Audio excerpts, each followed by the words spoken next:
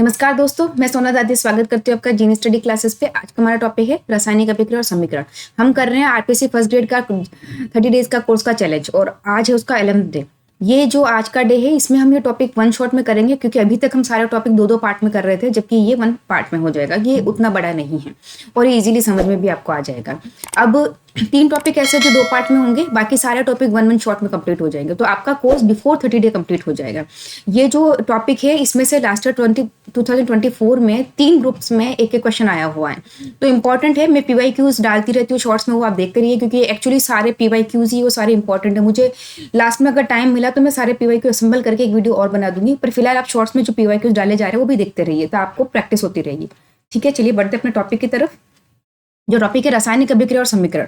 रासायनिक अभिक्रिया क्या होती है एक्चुअली? देखो जैसे मैग्नीशियम है, मैग्नीशियम ने ऑक्सीजन से क्रिया करके क्या बनाया? Magnesium oxide. ठीक है, अब मैग्नीशियम और ऑक्सीजन जब क्रिया कर रहे हैं और मैग्नीशियम ऑक्साइड बना रहे हैं, इसी को हम कहते हैं रासायनिक अभिक्रिया। यानी जब 2 अभिकारक मैग्नीशियम और ऑक्सीजन, इनको कहते हैं हम अभिकारक, ये और जो बन रहा है उसको कहते हैं हम उत्पाद। ठीक है, यानी प्रोडक्ट। अब जो रिएक्टेंट यानी अभिकारक है, 2 अभिकारक मिलकर उत्पाद बनाते हैं। अभिकारकों को हमेशा लेफ्ट हैंड साइड, LH लिखा है ना, लेफ्ट हैंड साइड में लिखते हैं, उत्पाद को राइट हैंड साइड में लिखते हैं। ऐसे अभिक्रिया होती है। तो ये जो हमने लिखा है ये शब्दों में लिखा, देखो मैग्नीशियम ऑक्सीजन मैग्नीशियम ऑक्साइड, ये शब्दों में लिखा, इसलिए इसको शब्द समीकरण कहते हैं, यानी वर्ड इक्वेशन। ठीक है, बट एक्चुअली अभी वर्ड इक्वेशन नहीं होता है, लिखना बहुत लंबा चौड़ा हो जाता है, इसलिए आजकल वर्ड इक्वेशन की जगह हम नॉर्मली फॉर्मूला इक्वेशन लिखते हैं। तो शब्द समीकरण को हम किस में लिखते हैं? रासायनिक समीकरण में। तो क्या है रासायनिक समीकरण? कि जब शब्द समीकरण को रासायनिक सूत्रों में लिखा जाता है तो उसको हम रासायनिक समीकरण कहते हैं। जैसे Mg पहले हमने वर्ड्स में लिखा था मैग्नीशियम, अब हमने किस में लिखा? फॉर्मूला में।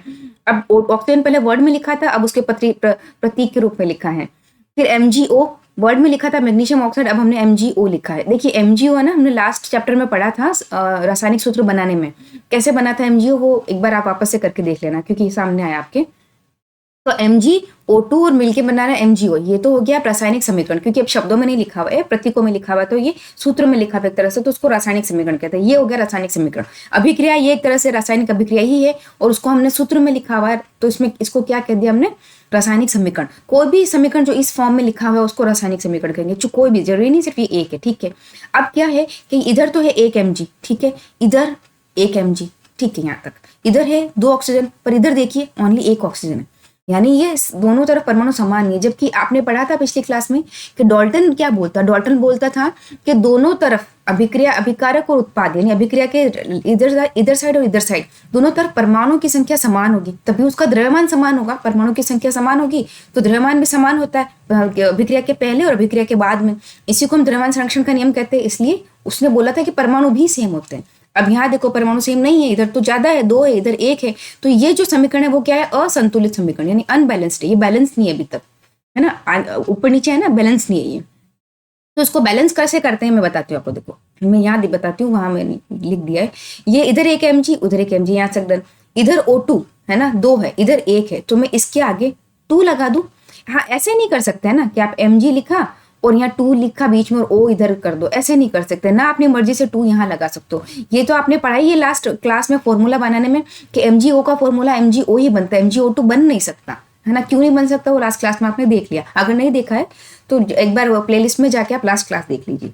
ठीक है, अब इसमें मैंने इसलिए हमको है ना, इसको एक एज ए बॉक्स में आप समझ के दिमाग में सेट कीजिए। इस पे तो सबसे पहले बॉक्स ही बना दो, इसको छेड़ ही नहीं सकते आप, इस फॉर्मूले को नहीं छेड़ सकते ना इधर ना इधर, किसी भी फॉर्मूले को छेड़ा नहीं जा सकता, उसके आगे हम लगाते हैं। तो ये 2 हमने कहाँ लगाया? इधर। अब देखो ये O 2 हो गए और मैग्नीशियम भी 2 हो गए, क्योंकि 2 से मल्टीप्लाई होंगे दोनों, मैग्नीशियम भी 2 से मल्टीप्लाई हुआ, ये भी 2 हुआ, तो ऑक्सीजन तो 2 हो गए, ये तो बैलेंस हो गया। पर मैग्नीशियम तो 2 हो गया, जबकि इधर 1 ही है, तो इधर भी हम 2 बना देते।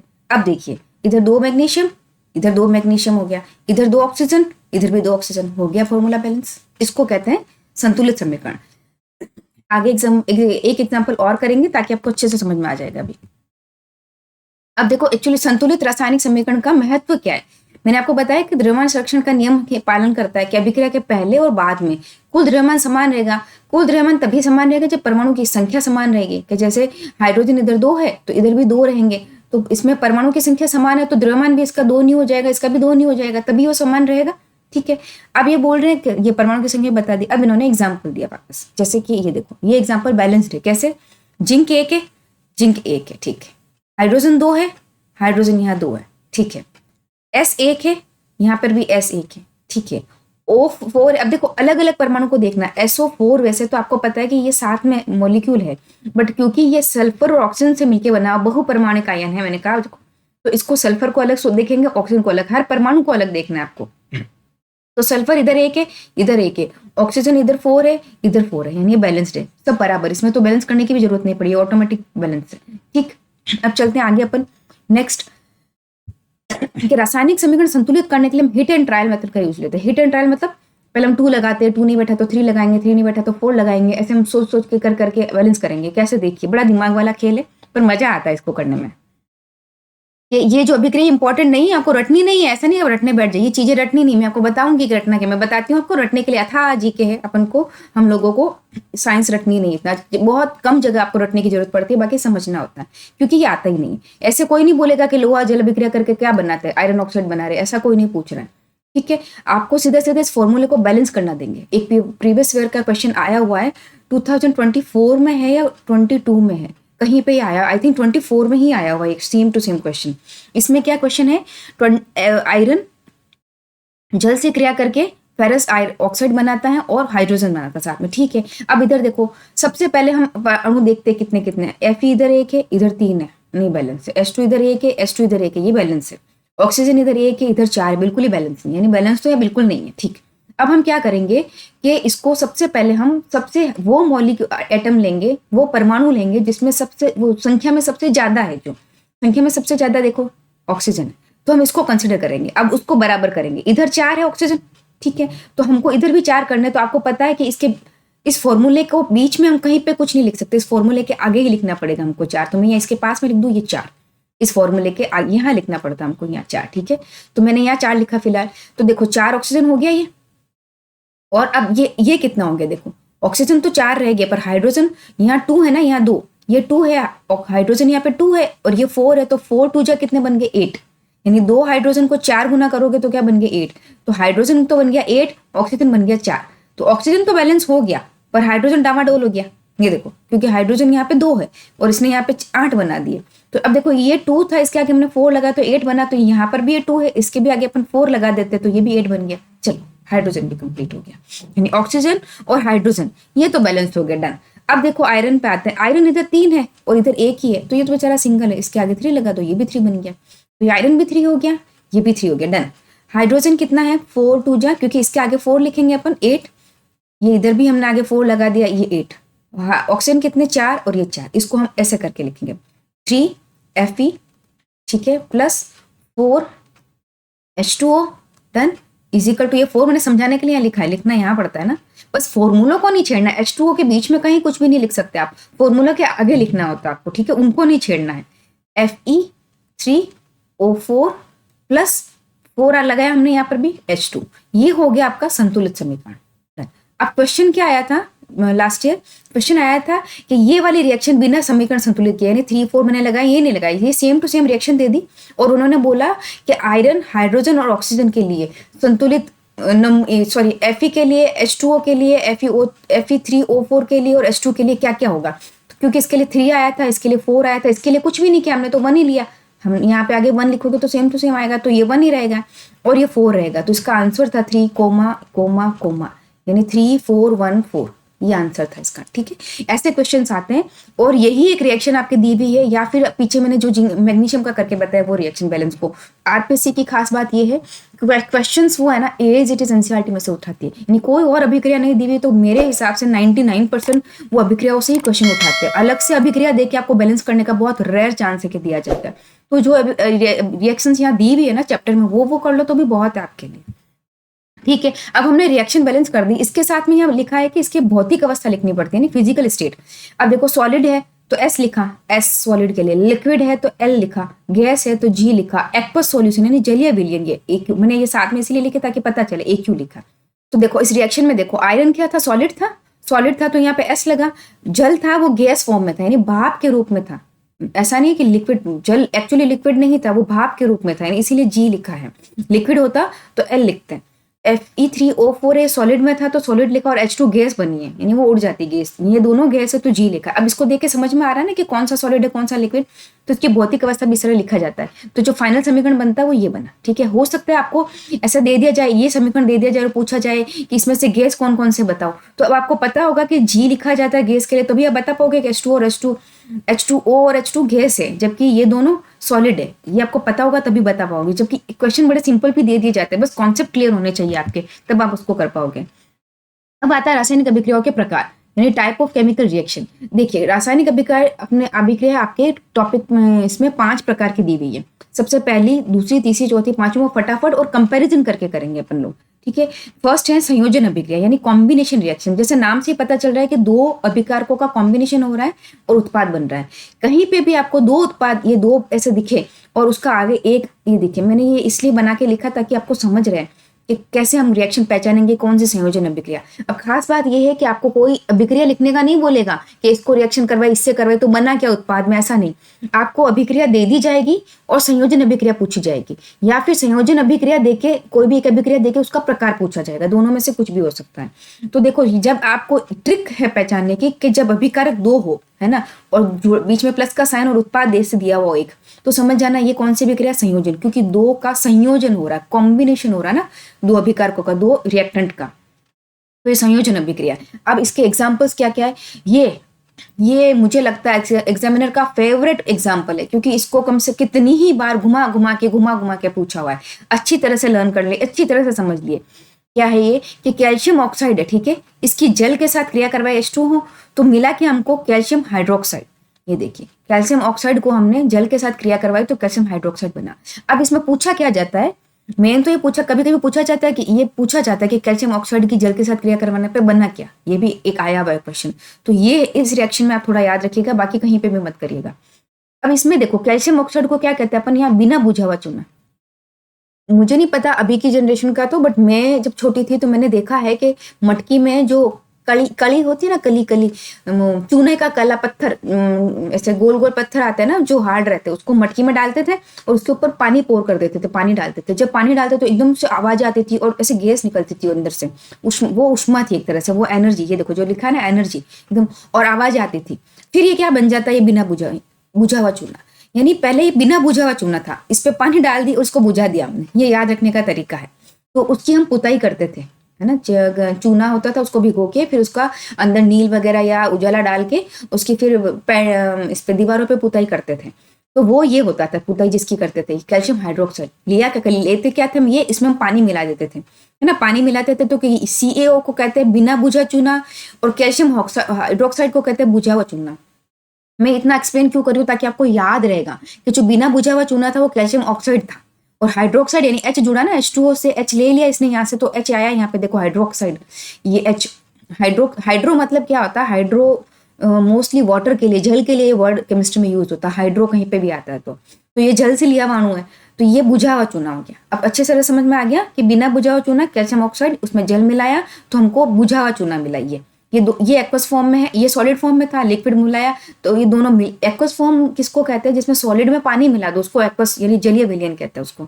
जलीय विलयन यानी सॉलिड में पानी मिला वो जलीय विलयन बन जाएगा। ठीक है, यहाँ तक अच्छे से समझ में आ गया। अब देखो इसमें एनर्जी रिलीज हुई है। वैसे मैं आपको बताऊं कि जितनी भी कॉम्बिनेशन रिएक्शन है यानी संयोजन अभिक्रिया है उनमें एनर्जी रिलीज होती है, उसमें एनर्जी डेफिनेटली रिलीज होगी।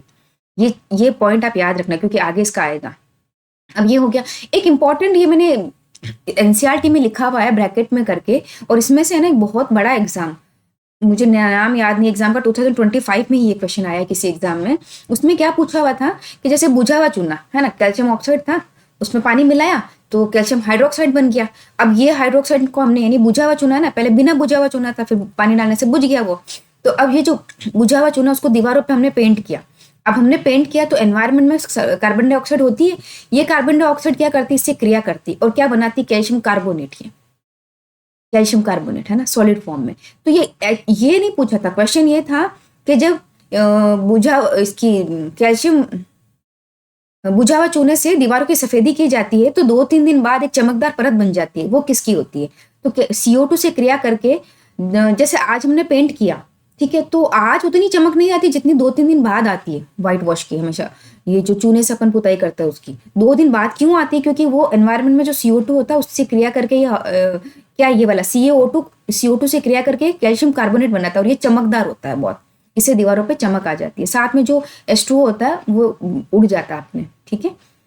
अब इसको क्या कहते हैं इंग्लिश में? इसको कहते हैं, ये जो बुझा हुआ चूना उसको कहते हैं स्लैक्ड। ये देखिए, जो बुझा हुआ चूना है उसको कहते हैं स्लैक लाइम, एंड जो बिना बुझा चूना है उसको कहते हैं क्विक लाइम, ये इंग्लिश में कहते हैं।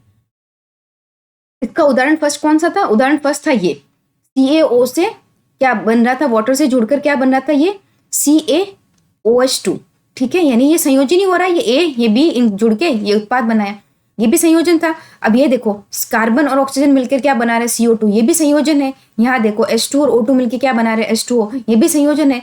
यानी जो दो अभिकारक है मिलकर एक उत्पाद बना रहे हैं वो संयोजन ही है। दो आपको अगर दिख जाए यहाँ पर, यहाँ अलग अलग दो दिख जाए और उन्हीं से मिलकर एक उत्पाद बने, है ना, इन दो दिखे उन्हीं से, तो वो अभिक्रिया कौन सी? संयोजन अभिक्रिया। मेन इसमें ये है, आप पहचानोगे कैसे? आपको पहचानना है कि अभिक्रिया कौन सी है इसमें, ठीक है। आपने पहचान लिया, अब देखो सब में एनर्जी रिलीज हो रही है। तो क्या है कि सारी संयोजन अभिक्रियाएं एक्चुअली क्या है? ऊष्माक्षेपी अभिक्रिया है। हिंदी में ऊष्माक्षेपी कहते हैं, इंग्लिश में एक्सोथर्मिक कहते हैं। एक्सो यानी एग्जिट होने एक तरह से, यानी बाहर निकलना। एक्सो यानी एग्जिट होना यानी बाहर निकलना। एक्सोथर्मिक यानी जिसमें ऊष्मा बाहर निकलती है, और ऊष्माक्षेपी हिंदी में कहते हैं हम। तो जो एक्सोथर्मिक यानी जिसमें ऊष्मा बाहर निकलेगी वो सारी संयोजन अभिक्रिया है। उसके अलावा एक्सोथर्मिक अभिक्रिया कौन सी है? देखो, वे रासायनिक अभिक्रिया जिसमें एनर्जी रिलीज होती है, ठीक है, उसको क्या कहते हैं? ऊष्माक्षेपी यानी एक्सोथर्मिक रिएक्शन। सब 3 इसके एग्जाम्पल्स है, अच्छे से लर्न कर लीजिएगा। 3 से बाहर कुछ नहीं आएगा, ऐसा नहीं है कि अलग कहीं से आएंगे। 3 एग्जाम्पल अच्छे से लर्न कीजिएगा। अब ये ऊपर वाले आपको लर्न करने की जरूरत नहीं थी। आज तक मैंने संयोजन अभिक्रिया का एग्जाम्पल कहीं देखा है तो ये कैल्शियम ऑक्साइड और वाटर में मिलकर हाइड्रोक्साइड बना रहे, यही देखा है। ये दोनों भी अभी तक कहीं मैंने देखे नहीं। इन केस आ जाए तो एनसीईआरटी से उठाया मैंने, एनसीईआरटी से। इनसे बाहर एक एग्जाम्पल नहीं आएगा आपके क्वेश्चन में, नहीं आएगा, यही आएंगे। तो अब ऊष्माक्षेपी में 3 एग्जाम्पल दिए हुए। 2024 में जो क्वेश्चन आया, मजे की बात है, इन तीनों में दो क्वेश्चन इसी टॉपिक से है, कौन सी ऊष्माक्षेपी अभिक्रिया है। पेपर ए में, मतलब ग्रुप ए में और ग्रुप बी में, दोनों में ये क्वेश्चन आया है, और सिर्फ इन 3 एग्जाम्पल्स में से ही ये क्वेश्चन आया है। तो अच्छे से मेरी बात सुनिए, एनसीईआरटी बेस्ड है पूरा का पूरा नोट्स। तो आप सिर्फ इन्हीं को लर्न कीजिए जितना है, एक्स्ट्रा कहीं से अपन को कुछ नॉलेज नहीं लेना है। आप उनको देखिए क्या है, प्राकृतिक गैस का दहन। प्राकृतिक गैस क्या है? नेचुरल गैस होती है CH4 मीथेन। ये क्वेश्चन बहुत बार, रीट का तो मुझे लगता है फेवरेट क्वेश्चन है, बहुत बार आया हुआ है। नेचुरल गैस यानी प्राकृतिक गैस किसको कहते हैं? CH4 को। इसका नाम क्या है? मीथेन, ठीक है। अब ये जो रिएक्शन आएगी सिर्फ यही, और कोई नहीं। आप सिर्फ देखना, मीथेन है, ऑक्सीजन है। ये दहन वर्ड कहीं आता है ना, याद रखिएगा। किसी भी चीज में दहन वर्ड आया तो अच्छी से समझ, एक्सोथर्मिक रिएक्शन है। दहन वर्ड आते ही समझ जाइएगा ऊष्माक्षेपी अभिक्रिया है। रिएक्शन देखने की जरूरत नहीं, अगर ऐसे लिखा हुआ आ जाए ना वर्डिंग में, रिएक्शन नहीं दे, प्राकृतिक गैस का दहन, कार्बन का दहन, किसी का भी दहन, दहन मतलब वो एक्सोथर्मिक रिएक्शन ही है, ऊष्माक्षेपी अभिक्रिया ही है, सोचने की भी जरूरत नहीं है। तो फर्स्ट तो ये हो गया। सेकंड और थर्ड कौन से? देखिए, सेकंड है श्वसन। ये श्वसन की अभिक्रिया मैंने लिखी है यहाँ पर। ये जो है श्वसन, ये कौन सी अभिक्रिया? ऊष्माक्षेपी अभिक्रिया। लर्न करने का कोई नहीं बोल रहा आपको, ना ऐसा बोल रहा है कि आएगी, ऐसा कहीं कुछ भी नहीं है। हाँ, ये हो सकता है कि अभिक्रिया बैलेंस करना आ जाए, तो आप एक बार ये भूल जाइएगा, मैंने बैलेंस करके लिखी एक्चुअली। एक बार इसको अभिक्रिया को ऐसे ही लिखिएगा, फिर बैलेंस करके देखिएगा आप, ये बैलेंस में एक बार आई हुई है ये वाली। बाकी रटने की जरूरत नहीं है। ये अभिक्रिया देके पूछा जाएगा कि ये कौन सी अभिक्रिया, ऊष्माक्षेपी है, वियोजन अभिक्रिया, संयोजन अभिक्रिया। संयोजन तो देंगे नहीं क्योंकि एक्चुअली संयोजन भी हो सकता है, संयोजन दे दे तो दोनों दे दे, ऊष्माक्षेपी भी है ये और संयोजन अभिक्रिया भी है, यानी एक्सोथर्मिक भी है, कॉम्बिनेशन रिएक्शन भी है। तो श्वसन जो होता है वो कौन सा होता है? ऊष्माक्षेपी अभिक्रिया होता है। उसके अलावा तीसरा क्या है? शाक सब्जियों का विघटन। अब देखिए, अच्छी याद रखना है, डिकम्पोजिशन इंग्लिश में लिखा हुआ है, एक रिएक्शन है। नेक्स्ट जो अपना चैप्टर है ना, ये नेक्स्ट, ये इसमें जो एक सेकंड अभिक्रिया वो विघटन अभिक्रिया ही है। पर ये जो विघटन अभिक्रिया, ये यहाँ पे शाक सब्जियों का विघटन है ना, ये दिया हुआ ना, ये किसके लिए दिया हुआ है? ये ऊष्माक्षेपी अभिक्रिया के लिए दिया हुआ है। किसमें? आपकी बुक में। तो आपको क्या याद रखना है? ये वियोजन है, संयोजन है, कुछ नहीं देखना है। ये देखना है कि शाक सब्जियों का विघटन या वनस्पतियों का विघटन, ये डिकम्पोज हो जाती है और ये कंपोस्ट बनाती है, खाद बनाती है ना, ये किसका उदाहरण है? ये ऊष्माक्षेपी अभिक्रिया का उदाहरण है। यानी श्वसन, दहन और शाक सब्जियों का विघटन या वनस्पति का विघटन, डिकम्पोजिशन किसी का भी, तो तीनों ऊष्माक्षेपी अभिक्रिया का उदाहरण है। संयोजन अभिक्रिया भी ऊष्माक्षेपी होती है। डन, इतना समझ में आ गया। नेक्स्ट चलते हैं वियोजन अभिक्रिया, विघटन अभिक्रिया में, सॉरी, डिकम्पोजिशन। हाँ, इसको वियोजन भी बोल सकते हैं। इसका अब इसमें उल्टा था संयोजन का, उसमें 2 पदार्थ से 1 बन रहा था, इसमें 1 पदार्थ से 2 बनेंगे, बस इसको पहचान लीजिए, और कुछ भी नहीं करना है। अब इसमें विघटन अभिक्रिया में भी ये उसकी उल्टी है। जैसे वो उष्मा शेपी अभिक्रिया थी, उष्मा शोषी अभिक्रिया है। कैसे मैं बताती हूँ आपको, यानी एंडोथर्मिक होगी। ये अभिक्रियाओं में क्या, अभिकारक तोड़ने के लिए, यानी इसमें एक याद रखने का तरीका ये भी है कि जब दो फ्रेंड्स है आपस में मिलके कोई काम कर रहे हैं तो एनर्जी बढ़ रही है, तो एनर्जी रिलीज होगी, निकलेगी, यानी उष्मा शेपी है और उष्मा या एक्सोथर्मिक है इंग्लिश में। वैसे मुझे इंग्लिश का नाम ज्यादा कंफर्टेबल है। एक्सो यानी एग्जिट होना, तो मैं ऐसे याद रखती हूँ एक्सोथर्मिक। एंडो यानी अंदर आना, इनसाइड, तो एंडोथर्मिक ऐसे याद रहता है। तो अब जैसे दो फ्रेंड मिले तो दोनों की मिलके कोई काम कर रहे हैं, तो एक तरह से उनकी एनर्जी बढ़ रही है काम करने की, तो वो एनर्जी रिलीज होती है, कम एनर्जी में भी चल जाता है उनका। जबकि विघटन अभिक्रिया, दो लोगों की दोस्ती तोड़वाने में बड़ी मेहनत लगती है, तो इसमें क्या चाहिए होती है, एनर्जी चाहिए होती है। कोई काम बिगाड़ने के लिए तो एनर्जी चाहिए होती है, तो उसको उसमें क्या एनर्जी चाहिए होती है। तो अब ये विघटन अभिक्रिया है वो एंडोथर्मिक है, यानी उष्मा शोषी अभिक्रिया, उसका शोषण करेगी उष्मा का। ये हिंदी में जब मैं याद करती थी तो मैंने ऐसे किया कि उष्मा शोषी यानी जो उष्मा का शोषण करे उसको ले, उसका जस्ट अपोजिट होता है उष्मा शेपी, यानी जो एनर्जी रिलीज कर दे। ठीक है, एंडोथर्मिक, एक्सोथर्मिक, उष्मा शेपी, उष्मा शोषी, चारों समझ गए आप। एक तरह से जो आपको कंफर्टेबल लगे वो आप लर्न कर लीजिए। तो ये इन अभिक्रियाओं को तोड़ने के लिए किसकी, उष्मा की आवश्यकता होती है, कभी कभी प्रकाश की, कभी विद्युत ऊर्जा की आवश्यकता होती है, इसलिए उनको उष्मा शोषी कहते हैं। अब संयोजन अभिक्रिया थी वो उष्मा शेपी थी और ये उष्मा शोषी अभिक्रिया है। कैसे, जैसे उष्मीय विघटन कैसे होता है कि ये परख न लिए, इसमें हमने यहाँ पे ये जो दिख रहा है ये कंपाउंड है, ये कोई भी कंपाउंड ले लिया हमने यहाँ पर, ये इसको हमने हीट दी यहाँ से, ये बर्नर है, गैस का बर्नर नहीं होता, वैसे से बर्नर होते लेबोरेटरी में, इससे हीट दी एनर्जी दी, एक ही बात है। तो ये क्या, उष्मीय विघटन है, इसमें उष्मा देके विघटन किया, ये इसका एग्जाम्पल है। कोई नहीं पूछ रहा है कि उष्मीय विघटन का एग्जाम्पल दो, कोई नहीं पूछ रहा है कि ये अभिक्रिया उष्मीय विघटन की है कि नहीं, ये पूछा जाएगा कि वियोजन अभिक्रिया विघटन अभिक्रिया है कि नहीं। इन केस पूछ ले आपसे तो उस अभिक्रिया में आपको यहाँ पे उष्मा कैसे, इस एरो जैसे यहाँ ए है, यहाँ बी है और यहाँ ए प्लस बी बना ना, तो ये उष्मा है ना यहाँ ऊपर लिखी जाती है। मुझसे टाइपिंग में हुआ नहीं इसलिए मैंने यहाँ लिखा है, यहाँ उष्मा लिखी जाती है, या ये साइन भी बनाया जाता है, ये ट्रायंगल बना के यहाँ थोड़ा सा डार्क, इसका मतलब भी हीट देना होता है एक तरह से, दोनों का मतलब भी होता है हीट देना। तो ये जो है ये क्या है, उष्मीय विघटन है, उष्मा शोषी है, इसने उष्मा ली, हीट ली इसने एक तरह से, और यहाँ अगर रिलीज करते हैं तो हीट यहाँ पे प्लस करके यहाँ लिखी जाती है एनर्जी, यहाँ ले रहे हैं तो यहाँ ऊपर लिखी जाएगी। ठीक, अब इसमें क्या कैसा रंग बदल रहा है, क्या गैस बन रही है, उससे कोई फर्क नहीं पड़ रहा है, बस आप ये याद रखना ये जो अभिक्रिया, क्योंकि इसमें कंपाउंड एक है, बन रहे हैं 2 3, तो वियोजन हो रहा है, बस इतना ही ध्यान रखना आपको। ये देखिए ये क्या है, प्रकाशीय विघटन। इसमें क्या हो रहा है कि AgCl है, उससे क्या बन रहा है Ag और Cl। देखो अब ये एक है अभिकारक है, उससे 2 उत्पाद बन रहे हैं, यानी कौन सा, वियोजन हो रहा है एक तरह से। और इसमें काम क्या आ रहा है, सूर्य का प्रकाश, उसमें उष्मा नहीं काम आ रही, सूर्य का प्रकाश काम आ रहा है। सेम एज ये वाला, ये दोनों एग्जाम्पल NCERT में दिए हुए थे, AgBr है, इसमें सूर्य का प्रकाश ये बन रहा है। कोई नहीं पूछ रहा कि किससे क्या बन रहा है, ये पूछा जाएगा कि ये जो अभिक्रिया कौन सी, वियोजन अभिक्रिया, बस। अब इसमें ये AgBr फोटोग्राफी में यूज होता है, ये एक पॉइंट इंपॉर्टेंट है, इसको आप याद रखिएगा, ये याद रखने वाली चीज। थर्ड है अपने विस्थापन अभिक्रिया। विस्थापन अभिक्रिया में क्या होता है, एक अधिक क्रियाशील तत्व कम क्रियाशील तत्व को उसके यौगिक से बाहर निकाल देता है, ऐसा समझ नहीं आएगा, एग्जाम्पल से ही समझ में आएगा। ये देखो जैसे ए था और ये प्लस बी और सी, इसने क्या किया, इस ए ने इसको हटा दिया और खुद यहाँ आ गया, ये देखो, और इसने बी को हटा दिया, यानी जो एक पदार्थ था, एक सब्सटेंस एक तरह से, वापस मैं आपको इसमें लेके चलती हूँ। देखो इसमें एक अधिक क्रियाशील, यानी जो ए था ये अधिक क्रियाशील था, ठीक है, वो किसी कम क्रियाशील तत्व, जो बी था ये कम क्रियाशील था, उसके यौगिक से, इसका यौगिक सी था, इसके साथ यौगिक बनाया हुआ था, इसने यौगिक दोनों से मिलकर बनाया, हटा देता है और क्या कर देता है, खुद बैठ जाता है इसके साथ और उसको बेचारे को टिक मार के बाहर कर देता है। ये विस्थापन अभिक्रिया, ठीक, और कुछ नहीं। अब इसके एग्जाम्पल्स इंपॉर्टेंट है, वो आप देख लीजिएगा। इस एग्जाम्पल में क्या क्या क्वेश्चन आए हुए मैं बता देती हूँ आपको। ये है इसका एग्जाम्पल कि ये कॉपर, ये आयरन है, आयरन को हमने एक आयरन की कील ली, ठीक है, इसको कॉपर सल्फेट की विलयन में डाला, तो ये कील का इसका कलर चेंज हो गया, इस पर भूरे रंग की परत जमा हो गई, जबकि कॉपर का जो नीला रंग था वो हल्का हो गया। कैसे कि कॉपर सल्फेट जो कलर होता है ना, ये एक्वस लिया इन्होंने यहाँ पर, एक्वस मतलब कॉपर सल्फेट सॉलिड फॉर्म में होता है, नीले कलर का होता है, उसको पानी में मिला के इसका सोल्यूशन मिला लिया, एक्वस जलीय विलयन बना लिया उसका, ठीक। अब इसमें इन्होंने कील डाली, इस एक बीकर में डाला उन्होंने, जैसे ग्लास समझो, बीकर मतलब ग्लास जैसा होता है, उसमें कील डाली, तो रिजल्ट क्या हुआ कि ये जो आयरन था ये अधिक क्रियाशील था, इसने कॉपर को हटा दिया और खुद आ गया यहाँ पर, है ना।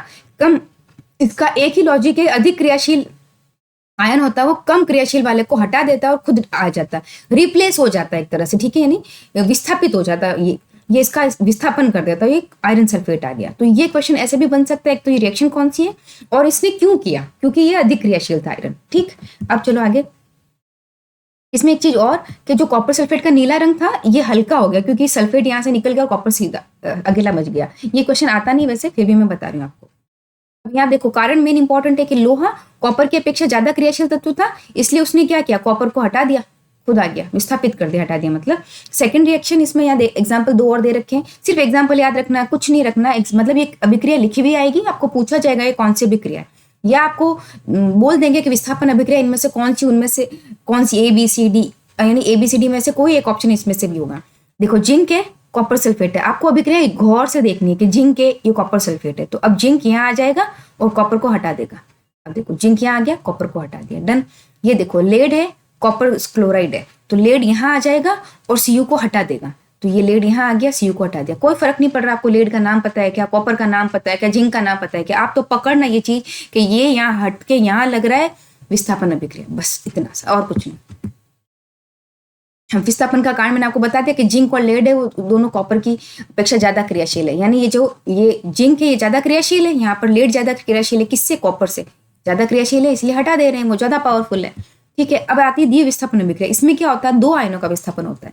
इसमें क्या है, ये देखिए जैसे ABCD है, वो AD और CB बन रहा है, कैसे, अच्छे से समझिए इसको, दो आयनों का हो रहा है, यानी A है, ये भी अपना जगह बदल रहा है और C भी अपनी जगह बदल रहा है। कैसे, ये A जा रहा है इसके पास और C जा रहा है इसके पास, यानी दो आयनों का विस्थापन हुआ।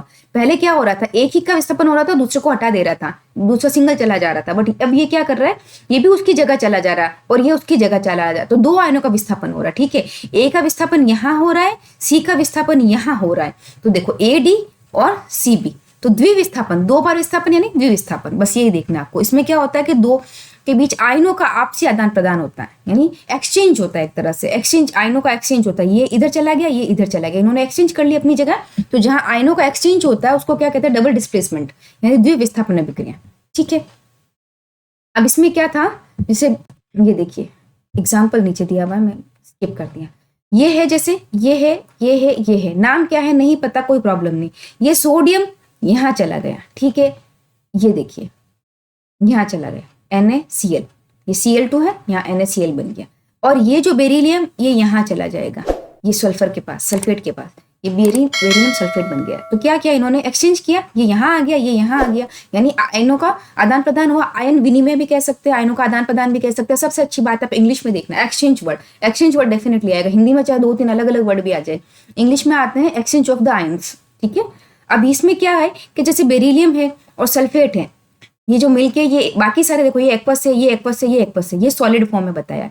ये जो सॉलिड है मतलब ये क्या हो जा रहा है, एक कांच का ग्लास लो आप, ठीक है, उसमें अगर आप कुछ घोल रहे हो पानी में और फिर भी वो घुल नहीं रहा, पेंदे में बैठ जा रहा है, तो जो नीचे बैठ रहा है उसको अवक्षेप बोलते हैं हिंदी में, ये इंग्लिश में प्रेसिपिटेट बोलते हैं। तो ये बता रहे हैं कि BeSO4 ये पानी में घुलते नहीं है, जो पानी में घुल नहीं रहा है वो अवक्षेप बना रहा है, इसलिए इसको अवक्षेप अभिक्रिया भी कहते हैं। याद रखिएगा, ये बता देंगे कि जो अघुलनशील है, वैसे क्वेश्चन कहीं आया नहीं, अगर आ जाए कि जो ये पता जल में अघुलनशील रहा तो अभिक्रिया कौन सी है, तो अवक्षेप अभिक्रिया है। ठीक है, इसमें प्रेसिपिटेट बनता है ये। अब है लास्ट अभिक्रिया अपनी, उपचयन और अपचयन। एक बार मैं ये करवा के लास्ट में एक क्वेश्चन भी ले लूंगी आपको, ताकि आपको आइडिया लग जाएगा कि क्वेश्चन कैसे आए थे लास्ट ईयर। ऑक्सीडेशन और रिडक्शन, क्या है ऑक्सीडेशन रिडक्शन, याद रखने का तरीका इंग्लिश में, फिर से मैं कह रही हूँ, अगर आप हिंदी मीडियम के भी हो, आर्ट्स के हो, कॉमर्स के हो, साइंस के हो, मैथ्स के, कोई फर्क नहीं पड़ रहा है, याद इंग्लिश में रखिए क्योंकि आराम से होगा, यहाँ आराम से होगा। कभी कभी क्या होता है इंग्लिश में ही ऑक्सीडेशन लिखा हुआ आ जाता है, हिंदी की लैंग्वेज में लिखा हुआ वर्ड ऑक्सीडेशन आएगा, ऐसा भी होता है। तो ऑक्सीडेशन यानी क्या होता है, उपचयन लिखा है, वैसे ऑक्सीकरण भी कहते हैं हिंदी में, ऑक्सीकरण ये भी बोलते हैं, ठीक है, उपचयन भी बोलते हैं, तो दो नाम है, इसलिए मैं कह रही हूँ आप एक बार ऑक्सीडेशन ही याद रखिए। सेकंड है रिडक्शन, क्यों कर रही हूँ मैं, क्योंकि याद रखने का तरीका अच्छा, ऑक्सीडेशन यानी एड ऑफ ऑक्सीजन, ऑक्सीडेशन यानी एड ऑफ ऑक्सीजन, ओ यानी एड हुआ है यहाँ पे, रिडक्शन यानी रिमूव ऑफ ऑक्सीजन, यानी जिस अभिक्रिया में ऐड हो रहा ऑक्सीजन जुड़ रही है वो तो ऑक्सीडेशन है, जिसमें ऑक्सीजन रिमूव हो रही है वो रिडक्शन है, सिंपल। अब देखो जैसे ये रिएक्शन है, यहाँ कॉपर था, ऑक्सीजन से क्रिया की, CuO बना, यानी कॉपर में ऑक्सीजन जुड़ी तो क्या बना, ये ऑक्सीडेशन, एक तरह से क्या बनी रिएक्शन, ऑक्सीडेशन। ये पूरा लिख देती हूँ, तो अब आपको याद रखिए इंग्लिश में ज्यादा बेटर रहेगा मेरे हिसाब से, कि कॉपर ने ऑक्सीजन से क्रिया की, रिएक्शन, अभी रिएक्शन लिखी हुई आएगी और प्रकार लिखे हुए आ जाएंगे, तो आपको बताना है कि रिएक्शन कौन सी, ऑक्सीडेशन रिएक्शन है। ठीक है, नेक्स्ट क्या है, ये CuO था, H2 से क्रिया की, Cu बना। अब देखो ये ऑक्सीजन थी, यहाँ ऑक्सीजन निकल गई, अभिकारक से उत्पाद में क्या चेंज हो रहा है वो देखा जाता है। उत्पाद से अभिकारक में उल्टा मत देख लेना कि उत्पाद से अभिक्रिया में देख लूं, बनता है उत्पाद है, अभिकारक से उत्पाद देखना पड़ता है, यानी ये जो अभिकारक से उत्पाद की तरफ देखना पड़ेगा। ऐसे नहीं उल्टा कर दो कि इधर से इधर लेके चले जाएं, ऐसे नहीं होगा ना, इधर से इस साइड ही आएगा। अब ये देखो यहाँ पर क्या था, ऑक्सीजन नहीं जुड़ी हुई थी या निकल गई यानी रिमूव हो गई, तो रिडक्शन, रिमूव यानी रिडक्शन। ये इंग्लिश में ज्यादा इजी है याद रखना। ऑक्सीडेशन यानी ऑक्सीजन ऐड हो गई, रिडक्शन यानी रिमूव हो गई ऑक्सीजन। अब यहाँ पर देखो H2 अकेला था, ये H2 के साथ O जुड़ गया, अब ये क्या हुआ, जुड़ गया, तो ये क्या है, ये वाले जो H2 से H2O बनना है ये क्या है, ये ऑक्सीजन का ऐड हो रहा है यानी ऑक्सीडेशन बन गई है।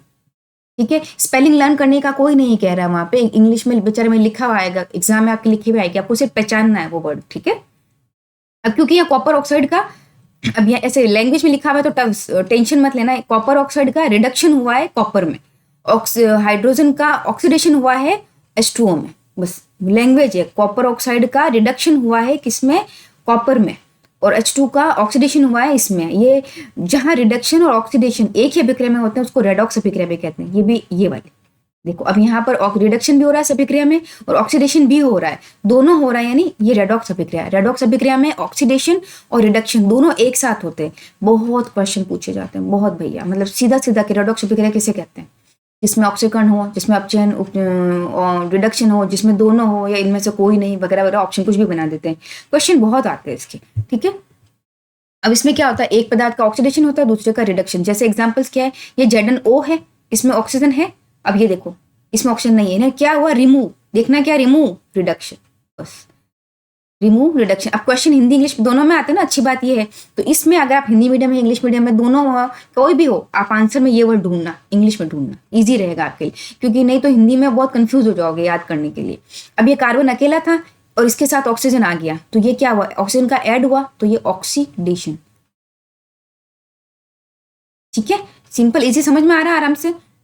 बोलते कैसे हैं कि ZnO का जिंक में रिडक्शन हुआ है, या ऐसे भी बोल सकते हैं जिंक ऑक्साइड जिंक में रिड्यूस हुई है, और कार्बन मोनोऑक्साइड में ऑक्सीडाइज हुआ है। वर्ड आगे वाला पकड़ना, पीछे जेशन है, ऑक्सीडाइज, रिड्यूस्ड है, उससे कोई फर्क नहीं पड़ रहा, आपको समझ में आ जाएगा।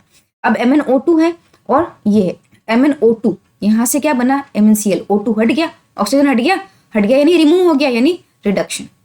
बस इतना ही याद रखना, करना कुछ नहीं है।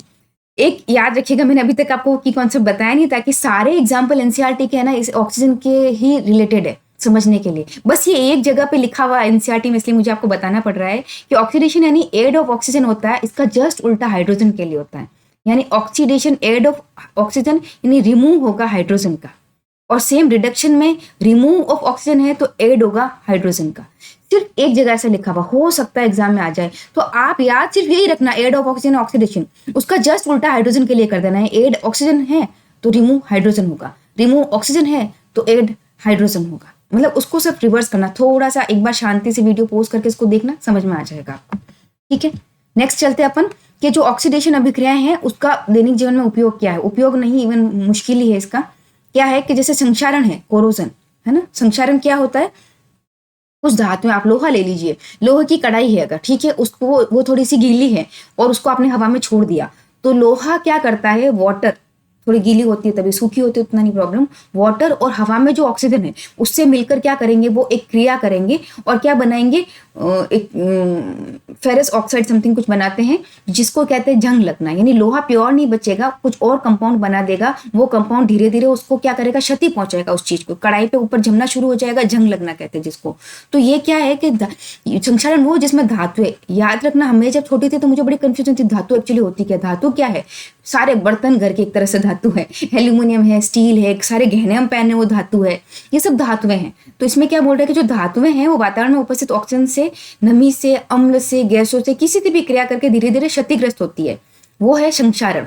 संक्षारण का वर्ड आया तो याद रखना जंग लगना, एक तरह से आपको अच्छे से याद आ जाएगा। अब जहां जहां लोहा है, चाहे ब्रिज में लोहा है, चाहे रोड में कहीं लोहा है, चाहे घर में कोई सरिये लगे उसमें लोहा है, कहीं पर भी संक्षारण हो सकता है। ठीक है, अब इसमें क्या बोल रहा है कि लोहे पर भूरे रंग की परत यानी जंग लगना, ये संक्षारण का उदाहरण है, इस ये क्वेश्चन आया हुआ है। ठीक है, तीन एग्जाम्पल है, तीनों एनसीईआरटी में एज इट इज दिए हुए, एज इट इज मैंने दिए हैं। लोहे में जंग लगना, चांदी पर काली परत, वो भी क्योंकि चांदी भी है मैंने बताया। तांबा वो भी धातु है, ये भी धातु, ये सब धातुएं हैं। तांबे पर हरी परत, तांबे का लोटा हो तो हरा हो जाता है ना, चांदी होती है वो काली हो जाती है। लोहे में जंग लगता है तो हल्का ब्राउन, रेड ब्राउन कलर आ जाता है उसका भी। ये तीनों एग्जाम्पल किसके हैं? ये संक्षारण के यानी कोरोजन के एग्जाम्पल है। ठीक, नेक्स्ट क्या है? नेक्स्ट है अपना इसका सेकंड, विकृत गंधिता यानी रेंसिडिटी। विकृत गंधिता क्या होती है कि जैसे वसा युक्त यानी चिकने, वसा युक्त का मतलब हो जाएगा चिकने। चिकने जितने भी पदार्थ है ना, उसको अगर आप लंबे टाइम तक बाहर रखोगे तो वो उनमें गंध आ जाएगी और स्वाद उत्पन्न, अजीब सा स्वाद आ जाएगा। वो क्या होती है? विकृत गंधिता।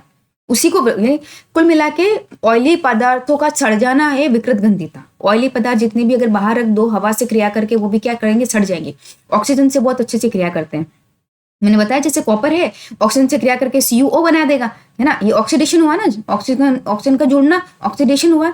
तो ये जो पदार्थ होते हैं ना, ये ऑक्सीजन से क्रिया करके एक उसका ऑक्साइड बना देते हैं, तो वो सड़ जाएगा पदार्थ उसके साथ। यानी इसमें क्या होगा? ऑक्सीकरण के कारण ये होता है विकृत गंधिता। किसके कारण होता है? ऑक्सीकरण के कारण, क्योंकि वो एनवायरमेंट में जो ऑक्सीजन है उसके साथ क्रिया करके एक ऑक्साइड बना देता है, एक तरह का ऑक्साइड, जैसे copper oxide, ferrous oxide, aluminium oxide, zinc oxide, कुछ भी है ना, ये ऐसे पदार्थों में भी कुछ ना कुछ केमिकल्स होते हैं, उसके ऑक्साइड बना देगा। ये तो मैंने मेटल्स के बताया था आपको। अब इनमें क्या, इसको बचाने के लिए क्या करते हैं? तेलीय पदार्थों, खाद्य पदार्थों को वायुरोधी बर्तनों में रखते हैं। देखो अचार होता है ना, उसको अच्छे से ढक के रखते हैं अपन लोग, और बोलते हैं कि पानी मत डालना, क्योंकि पानी है ना अगर डल जाता है तो वो ऑक्सीजन से ज्यादा जल्दी रिएक्शन करता है। उसको वायुरोधी पदार्थ, यानी जब वायु में ऑक्सीजन होती है उसमें वायु ही नहीं होगी तो वो रिएक्शन कैसे करेगा उस खाद्य पदार्थ से? तो वो सड़ेगा ही नहीं। ठीक है, एक सबसे अच्छी इंपॉर्टेंट चीज ये है जो मैं बच्चों को भी बताती हूँ। जैसे वो चिप्स का पैकेट लाते हैं तो मैं उनसे बोलती हूँ कि चिप्स का पैकेट खोला, इसमें कौन सी गैस है? इसमें नाइट्रोजन गैस है। क्यों है नाइट्रोजन गैस? क्योंकि अगर चिप्स का पैकेट ने सिंपल अपन उसमें चिप्स डाली और उसको नॉर्मली हमने पैक कर दिया तो उसमें कुछ ना कुछ ऑक्सीजन तो रहेगी, तो वो उस खाने से रिएक्शन करेगी और उसको सड़ा देगी। तो हम क्या करते हैं? नाइट्रोजन जो लेस रिएक्टिव है, ऑक्सीजन बहुत रिएक्टिव है मतलब क्रियाशील है, नाइट्रोजन रिएक्टिव नहीं है उतनी, नाइट्रोजन को उसमें डाल देते हैं, ऑक्सीजन को निकाल देंगे, मतलब उसमें नाइट्रोजन भरेंगे एक तरह से पूरी फुल, तो ऑक्सीजन धीरे धीरे जो भी होगी वो निकल जाती है, पूरी पूरी निकल जाएगी, तो उसको बंद कर देते हैं, इसीलिए वो फुली हुई रहती है। तो उसमें कौन सी गैस होती है? नाइट्रोजन। नाइट्रोजन क्रिया नहीं करती इजीली, कितने दिनों तक वो ऐसे बेचारे अक्रिय गैस कहते एक तरह से, क्रियाशील है ही नहीं, वो नाम मात्र की है वो, तो इसलिए उसको नाइट्रोजन भरते हैं। प्लस वो हल्की भी होती है वेट में, ऑक्सीजन से ज्यादा हल्की, वो हल्की भी होती है। तो इसमें क्या करते हैं कि चिप्स के पैकेट वगैरह में जैसे नाइट्रोजन गैस भर देते हैं तो उससे ऑक्सीजन हट जाती है, तो चिप्स वगैरह खराब नहीं होती। इसके अलावा एक हम और भी कर सकते हैं, प्रति ऑक्सीकारक पदार्थ, मैंने ये लिखा नहीं, इसमें ऐड कर लेना, प्रति ऑक्सीकारक पदार्थ मिलाते हैं। ऑक्सीकारक यानी एंटीऑक्सीडेंट, एंटीऑक्सीडेंट मिलाते हैं, उससे क्या होता है कि वो ऑक्सीडाइज नहीं होने देते। एंटी मतलब वो विरोध करेंगे ऑक्सीडेशन का, तो उससे भी पदार्थ खराब नहीं होंगे। तो तीन चीजें पढ़ी हमने, वायुरोधी बर्तन, प्रति ऑक्सीकारक यानी एंटीऑक्सीडेंट, और नाइट्रोजन गैस। ठीक है, बस ये यहीं तक का था, अपना चैप्टर यहाँ खत्म हो गया है। मेरे हिसाब से आपको अच्छे से समझ में आ गया होगा। इसके क्वेश्चंस मैंने अभी यहाँ पे लिया नहीं है, मैं PYQ में इसका क्वेश्चन अभी आजकल मैं डाल दूंगी, इस टॉपिक से रिलेटेड जितने भी PYQ आए हुए हैं, तो आप उसको देख लेना, आपको अच्छे से समझ में आ जाएगा कि क्वेश्चन किस टाइप के आते हैं। ठीक है, तब तक के लिए नमस्कार, मिलते हैं अपने अगली क्लास में। Thank you.